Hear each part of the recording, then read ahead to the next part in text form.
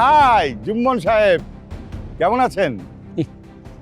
কেমন আছি হইয়া তো আমার সে আপনার ভালো জানার কথা। হ্যাঁ, একজন বেঈমান, জবান ভাঙ্গা বেঈমান খুব ভালো হইয়া জানে একটা ভদ্রলোককে জবান দিয়ে জবান ভাঙ্গা ফলানোর পরিণতিটা কি। আপনি মোরে জবান দিয়া জবান ভাঙছেন, এর ফিরনে মুই এখন কাম হরমু বললে সিদ্ধান্ত লইছি। মুই এখন বিদেশি কুত্তা পালমু, আর এই কুত্তার নাম দিমু কি জানেন? চৌধুরী সাহেব। অবশ্য এই কুত্তারে মুই অসম্মান হরমু না, এই কুত্তারে মুই মেনু হিসাবে সকাল আর বিকাল বেলায় গু খাওয়ামু। এই জুম্মান, এই তুই কার সামনে খারাই কথা বলতে আসু? হ্যাঁ, মোর বিয়ের অপমান দিয়ে কথা বলতে আসু, তুই কাজটা ঠিক করতে আসু না। এ বেড়া, এ দাড়ি চাচা বুড়া, এই তুই চুপ থাক, কোনো কথা কবি না।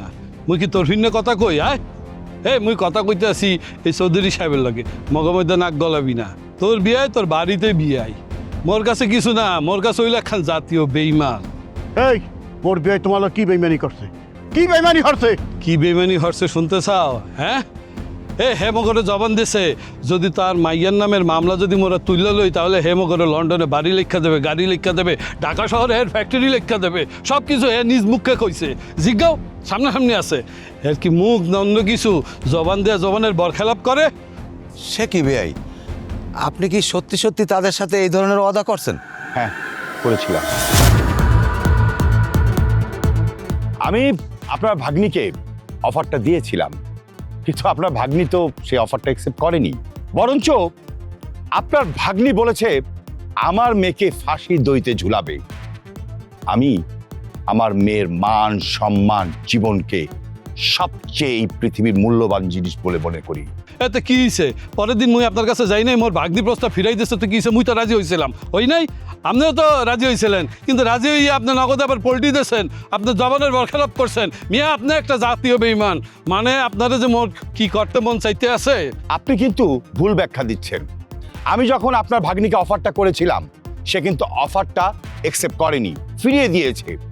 তখন আমি নিজেই প্রতিজ্ঞা করেছিলাম, যেভাবেই হোক, যেমন করে হোক, আমি আমার মেয়েকে জেল থেকে বের করে আনবো, মুক্ত করে আনবো, এবং ইনশাল্লাহ আমার মেয়েকে আমি মুক্ত করে নিয়ে এসেছি। আপনি আপনার ভাগ্নিকে বলবেন, সে যদি আমার সাথে ফাইট করতে চায়, আমি রেডি আছি, আমি তার সাথে ফাইট করব। ফাদ্দার যদি আমার মেয়ের জামাই কিংবা আমার বিয়ের দিকে চোখ তুলে তাকায়, আমার লেভেল সম্পর্কে কিন্তু আপনার ভাগ্নি খুব ভালো করেই জানে, লেভেলটা আরো ভালো করে বুঝিয়ে দেবেন।